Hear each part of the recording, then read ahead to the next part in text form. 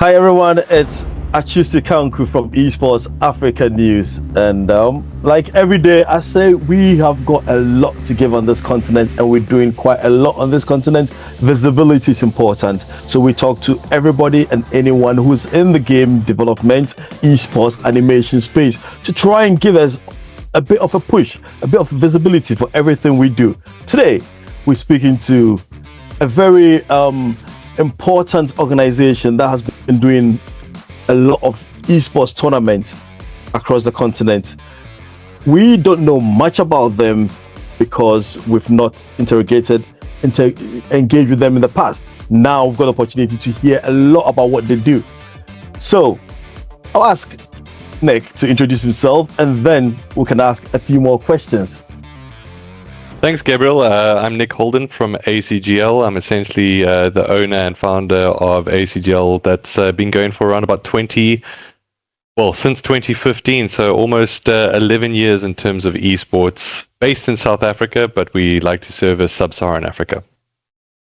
That is brilliant. I mean, I was honest about that. We've engaged minimally because of your highlighted events, but not really as all the other organizations.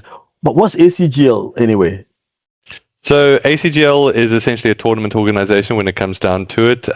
We created to try provide structure and sustainability in terms of the esports ecosystem from a local perspective. We've, as I mentioned, been operating since 2015. We do broadcasting, event solution, tournaments via our tournament platform, which is acgl.gg. We're also the home of, I believe it is the biggest school esports league in Sub-Saharan Africa when it comes down to the Nitro ASL, where we've got over 300 schools signed up to. And we also do some cool broadcasts on that side of things with a team that's actually based out of the UK, which I believe, Gabriel, you are too. That is Blast, that does the RLCS on that side of things. So we do those broadcasts that also go out to DStv. Blast, yeah, that's interesting. I had the privilege of going to see the Rainbow Siege events in Manchester. That was a couple of years ago. That's interesting. Yeah, that's interesting. So, I mean, we are more interested in trying to know how ACGL operates, how more people get involved. Because you mentioned the tournament operating part. Are these tournaments South African based? Are they Sub-Saharan based? How do we know about your tournaments? So pretty much everything's free to enter. I guess that's the easiest thing, to be able to drop the barriers when it comes down to Sub-Saharan African esports. Some of the titles are South African based, but I'd probably say a majority of them are actually open to Sub-Saharan African players across the board. So ultimately, you just need to make sure you've got some online connectivity, and whether you're playing on mobile, console, or PC, just depends on the titles that you're looking for.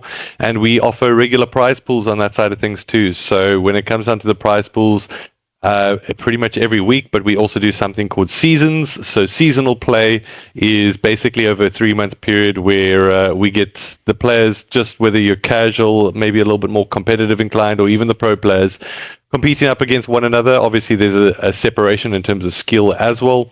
And we also do broadcasts on our side of things via our various platforms, whether that be Twitch, YouTube, TikTok, and the like, just essentially trying to promote African esports as a whole.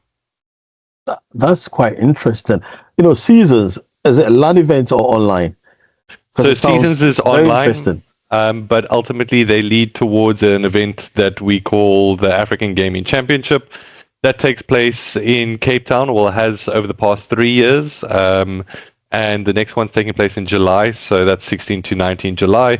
We will be featuring some of the best players across our continent. That is interesting. What titles will this be in? So we have quite a few different titles, but probably the highlighted or main focus ones are going to be your Valorant, your EAFC, Tekken as well as a big one.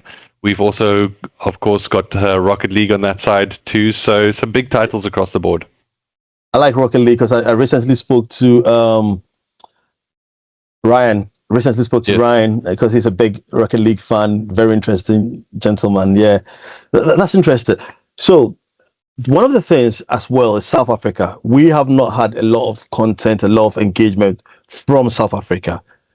I do know there are esports athletes. I do know there are events happening, but predominantly what we see is Goliath Gaming and I can't remember the other team, but predominantly you see a lot from Goliath Gaming. Yeah. Why is South Africa not projecting esports as much as it should have or it should be? What is missing? I think our scene has evolved quite a bit over the years. And it's had its ups and downs. I mean, South Africa had a lot of investment in terms of esports, especially, I'd probably say around about 2022, 2023. And unfortunately, some of that investment was over investment in terms of the space, and that killed brands because there was a weighted expectation. So it's one of those things like, if the tide sometimes rides or gets up too quick, you can find that it can pull away quite quickly, and that can kind of overbear teams. And we've seen that some of the biggest organizations have actually collapsed in South Africa, but some are remaining, but some are also growing at the same time. So I think we've seen a little bit of a shift in terms of our ecosystem at the moment. From our side of things, we've got quite an extensive calendar when it comes down to South African esports as an overall. But I think it's trying to find its footing in terms of its next step, and it's very, very interesting at the moment just with ENC and what's happening. I mean, from a South African perspective, there really hasn't been a national body when it comes down to esports here locally. And a little bit further from that, I think we're seeing almost the settled sustainability and the next steps kind of becoming a little bit more apparent. And a lot of that has been through the scholastic side of things, as well as going into, I dare say, if it's collegiate or university esports also picking up. But there's still just a lot more groundwork to be able to be done. And also just in terms of structurally or infrastructure, we're seeing slowly but surely there be more infrastructure going into a couple of our more grassroots spaces that ultimately aren't as they're very different, let's just say, economically compared to how it used to be in terms of esports, which I think is a good thing. So we've seen also a lot more mobile gaming esports titles also taking precedence. So there's been a big shift, both from a brand's side of things, also in terms of teams and organizations. So naturally, that brings uncertainty, but it also brings opportunity on that side of things. So South Africa has kind of been finding its feet again after seeing some massive changes taking place locally. No, that's interesting. I want to talk about your collegiate school pathway, but I want to ask a question before that. Do you think EWC and ENC has brought about the necessary visibility change, shaking the industry on the African continent for us to progress? Do you think that the reason why I ask is because of the way it's been set up? They're talking about national teams, national organizations are now being infighting or like trying to set up properly. I think yes and no. I think ultimately it's a carrot that has been dangled in terms of opportunity, which is something I think anyone can be complacent over. I think there's on the African continent, as so far as I've picked up, there's a lot of different ways that the governmental sector has taken on esports, some embracing it, some just going, hey, we're not really going to support this at all in any way, shape or form. And I think from an African perspective, as at least the positive thing is it's started conversations and it started a little bit more interconnectivity where possible. I think it's good in that regard. I do worry about how deep it will go and how much support it gets given. And I think that's also resting in the hands of our shoulders. Is like, we've kind of said that, we want to be the ones also providing that change, providing the structure, as well as I'm sure other tournament operators also want to be able to do across the regions. So I got to say, overall, it's a positive, but there's still so much more that needs to be done. And I'm hoping that it's not going to be one of those moments once again where the carrot gets dangled and then gets pulled away from the African countries eventually too. We need long-term commitment when it comes down to esports, and we need long-term kind of buy-in and support. And we're all hopeful, but I think it's managing that hope, that optimism as well with pessimism of like, how is this going to sustain? It's getting the balance right. Yes, correct. Yeah, no, that's great. Talk about your collegiate or educational pathway. I've had conversations in the past with other organizations, either they're doing the university pathway, they're doing the middle I don't know what you call it in South Africa, but the mid-tier education pathway, and some people are doing just the very youngsters pathway. What's your experience, or how do you think we can use esports in any of those systems to make it sustainable? Well, I think the question actually starts with esports in terms of how do we make sure that the structures within the esports work. And I've always found that structure attached to existing structure is the easiest starting point. So schools in a way offer that because they're a system in terms of being able to have people that are accountable, have people that they report to, and also almost acting as mini ambassadors in terms of their own right. And the same thing is true of universities too. They've got an active, engaged audience over a period of time. So I think in terms of the value of attaching to schools and attaching to universities is naturally there. I think it's also just making sure that that balance is correct, because I think this conversation in terms of school esports gets brought up quite a bit of like, what are you promising the individuals, or is this going to mean that they're all going to become pro players? And I kind of have to battle that up. Exactly, you laugh, but it's a serious thing in terms of some people thinking that that's what's being done. But when you go play soccer or you go play squash or tennis or whatever that might be in terms of school, yes, you could go, cool, I aspire to be a pro player, but nobody's expecting you in terms of school to go to pro immediately, and nor should that be the expectation. It should be much more about, how do I get to play with a team, enjoy myself, and actually learn some fundamental kind of team working skills? And how do I learn the development in terms of that space, and also make some friends in terms of the space too? Because that is what esports and gaming actually is about, in the same way that sports is. It's a medium for us to be able to get together and to share a passion point. Yeah. So I think in that way, I embrace it. I don't really embrace it when it's just all about, cool, this is how you become a pro player. But at the same time, it's hopefully a structural way or a reason for people not to quit esports, because I think that there's too many reasons to stop playing. If it's pressure from, cool, my parents go, hey, you shouldn't be on the console in terms of being able to play, or whatever that outline. It's like, okay, it's a little bit more reasonable if it's done within a structure, within a team, as opposed to just some strangers that are online.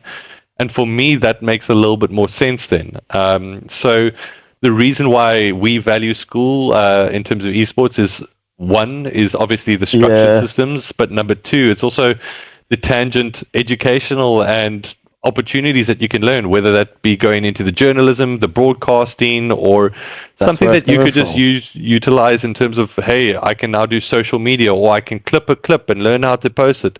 These are skills that are useful. Just generally, as a business owner, we pretty much only hire gamers because they speak our language. You know, we don't have to go through a whole 6-month education course in terms of what esports looks like inside of the landscape. No, but that's true, because when I had a little laugh chuckle about it, was because it was so common in all the conversations I've had. Everyone thinks once you pick up a controller from day one, you're going straight into pro playing. And the thing is, people have got a very narrow view of gaming because they only think about the controller, the game they play. But like you alluded to, getting to the end of your presentation, there's so many professions out there in the esports industry that anyone could actually divert to, or actually apply some other skills to. And people sort of miss out on it so much that because their focus is just being a pro player, which is only a tip of the iceberg. 100%, which is the tip of the iceberg, and something that, I mean, players can aspire to, but it is really, it's a respected field, it's a respected space. And I think one of those things is that it's now maybe a little bit easier from a national perspective, thanks to things like ENC, to be able to get into your national team. But as we've seen, that doesn't necessarily mean much just yet until you can actually start competing on the bigger stage, because even then, you're still at a semi-professional level. So there's still a long, long way to go for the African continent. But I think we'll start seeing a lot more players in terms of our market, especially on the mobile front, growing and growing and growing in terms of our continent as a whole, because we're still so young in terms of a continent, in terms of the space. And I think we've only hitting the tip of the iceberg at the moment from our side. Yeah, the two things I was going to ask you about. The first one was about the mobile gaming industry, and the second one is if ACGL has got ambitions to move their events from South Africa to any other African country. So the first one about Africa being mobile, because it gives us legitimate access compared to the consoles. What's your experience take on the growth of mobile gaming, eFootball, Call of Duty Mobile, PUBG, Free Fire?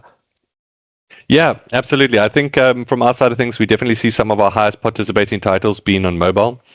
That's just kind of natural. It's easy accessible. I think the biggest struggling point for mobile of what we've seen from our side of things is the lack of desire for mobile gaming players to almost step into the physical side.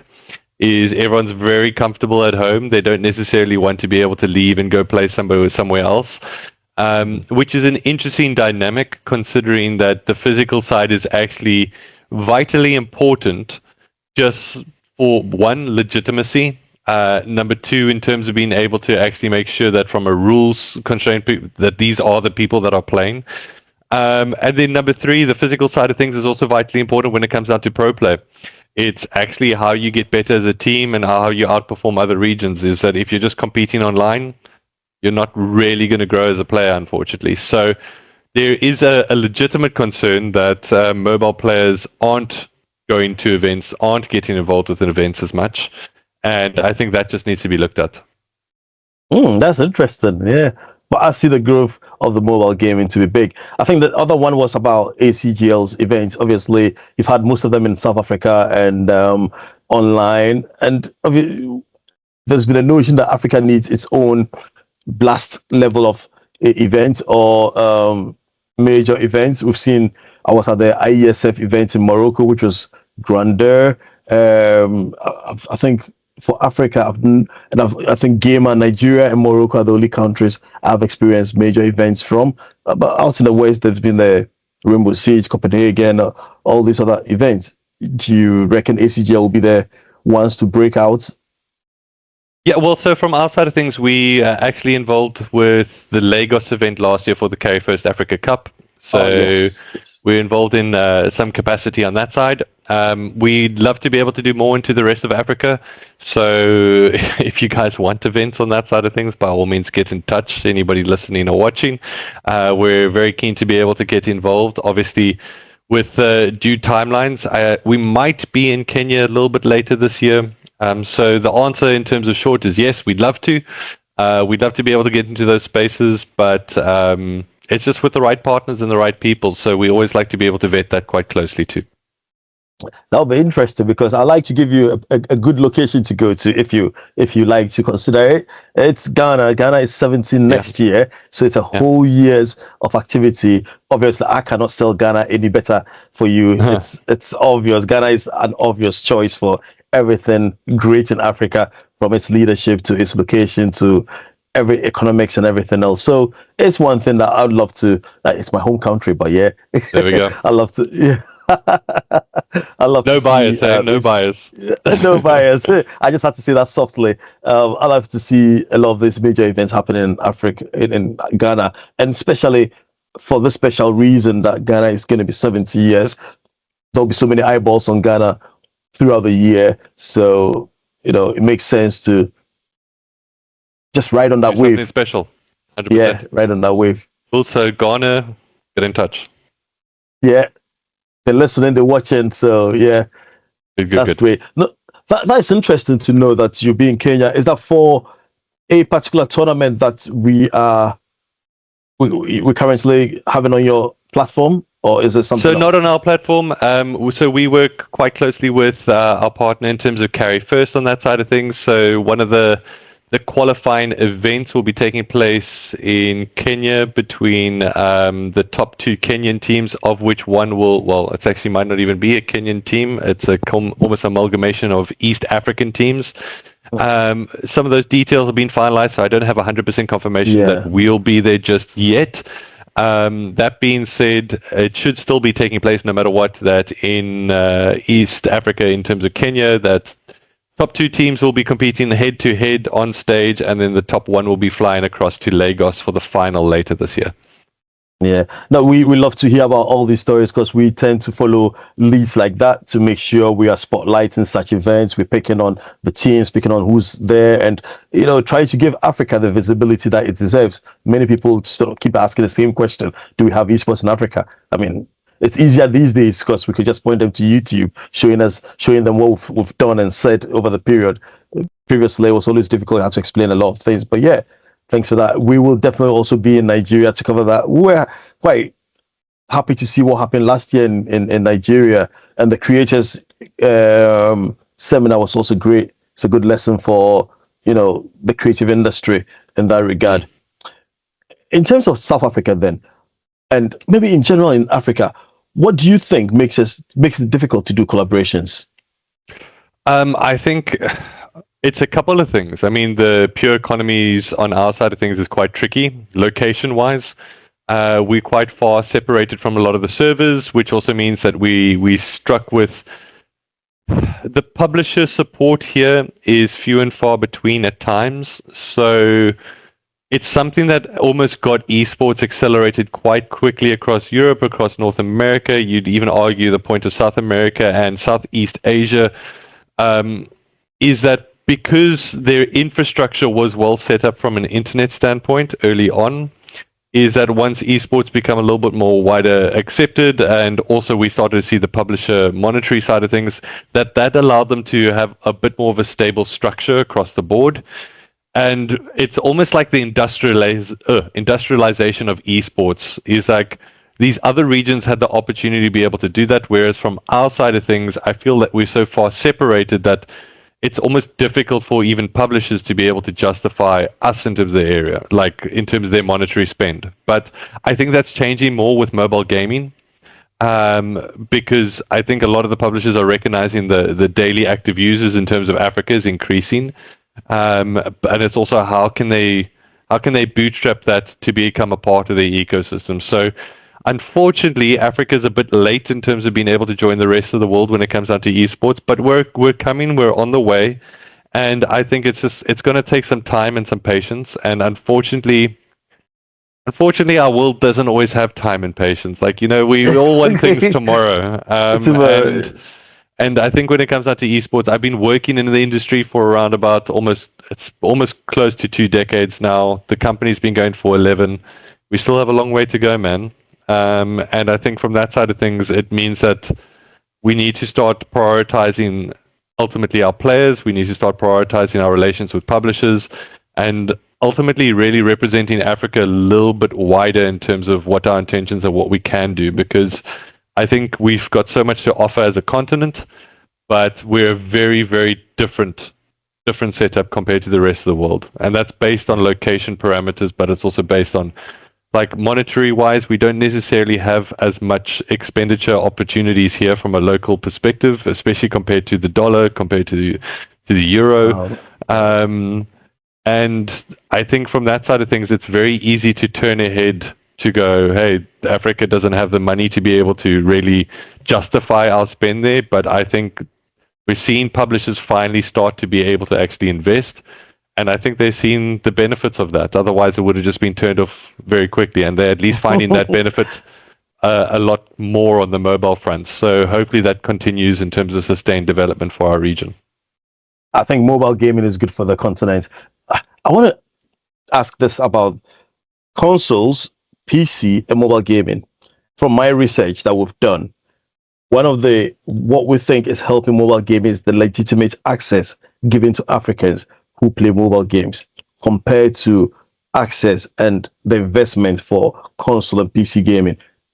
Have you noticed the difference? Because with mobile gaming, Africans can legitimately access their account, purchase, transactions, everything intact, compared to console gaming where we still have to register to South Africa, to Asia, to America, to Europe before we can actually make any purchases. However, these consoles have been going for many, many years with little investment on the continent. I unfortunately don't think we're going to get more investment, to be honest, when it comes down to consoles and the PC side of things. Like, I think the PC side, what we get is marketing budgets that are generally pushed, and I think South Africa is actually one of the few countries across Africa that PC markets holds up in some way to be able to justify that spend. Whereas mobile, there's a reason why it actually has our regional support, is because they've got a decently sized player base, because it supports the transaction types that actually can start to push that a little bit more. Now, Africa and its transactions, ah man, it is a frustrating beast in its own right, just because I mean, there's so many different payment methods that we have, but none of them seem conventional. Like, a lot of them are all different. I mean, you go to Lagos, it's got a completely different payment system to Kenya. You go to it's completely different systems to South Africa Ghana. compared to Ghana. There's different, but nobody seems to have like gone, cool, here's the unified payment method. This is how it can work across everything. And I think that that's also a hindrance in terms of us as a continent. It makes it very, very tricky. And we all have different economies of scale. I mean, like, you take a look at Europe, everyone works off of the euro for the most part. Africa, we pretty much work off of mostly the dollar, which is a bit of a strange thing. But even then, it's different in terms of the regions that you go to. So yeah, I think we've got some unifying to do of our own that also would make then the lives of the publishers a little bit easier too. Now, I definitely do look forward to seeing the mobile gaming industry being the predominant force in the space. I keep saying that 2027 we're going to see more esports tournaments focused on mobile gaming than any other, format.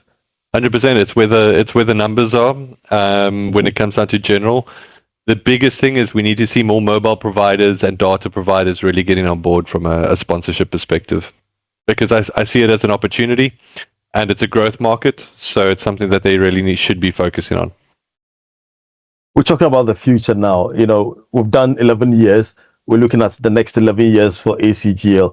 What are we expecting? Are we going to get a blast, big tournaments, schools branded in ACGL, major productions, TV channels? What are we looking at? I think our crystal ball. Crystal ball. So our first next step is really focusing on our content solutions. So making sure that we're getting a lot more out there. I think transparency is kind of one of the things that has held us back in the past, is that we've been so busy doing things, and to keep afloat in terms of esports, it's not an easy job. I always think twice before I ask if somebody's like, I want to get involved with esports. I'm like, you sure about that? It's hard work. It's a lot of hard work. But that being said, it's good fun, 100%. But I think it's from our side of things, is that we want to focus on the fun, the content side of things, pushing that out a little bit more. Then when it comes down to what we're doing, is we want to be a little bit more inclusive across the board. To our home base is South Africa. It's a little bit easier for us to be able to operate out of South Africa, because that's where we are. As soon as you have to take anything from your office to somewhere else, you've got to pay the travel fees to be able to make that happen. That being said, from our side, we would love to be a bigger player in terms of Africa as an overall. We would love to have more language options, because that's also another thing in terms of Africa across the board. We all speak lots of different languages. French. Yeah, across the board. So Portuguese as well on that side of things. So, I mean, in South Africa, I think we've got, what is it? Like 20 official languages or something like that. I might be wrong in terms of the total number. This point in time, I can barely keep count. But I think from our side of things, it's about being more inclusive to the other regions. How can we get them more involved? How can we build those bridges? And also, hopefully, it's one of the things is like, to teach how to fish is always going to be the biggest approach in terms of Africa. Is like, we can't necessarily expect ACGL to be in Kenya, in Ghana, in Ivory Coast, in Nigeria every single day of the week. But what we can do is start to figure out ways that we can build relations to hopefully build programs that could help build, yes, the ACGL brand in terms of those spaces, but ultimately build skill sets too.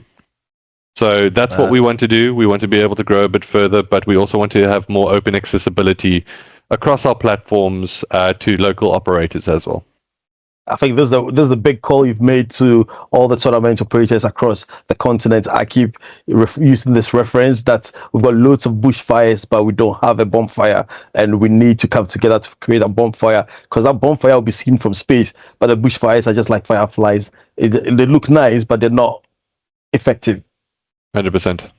No, but that's great for that. And I really appreciate your time, because we've tried to arrange this a few times, and getting the time right has been difficult. But I really appreciate your time for this. We will definitely stay in touch, because we've had recent engagement, which is exciting, because we've been looking to get involved in South African esports and not had great success in the past. So hopefully we get to hear loads of stories from your side and be able to promote South African esports a lot better.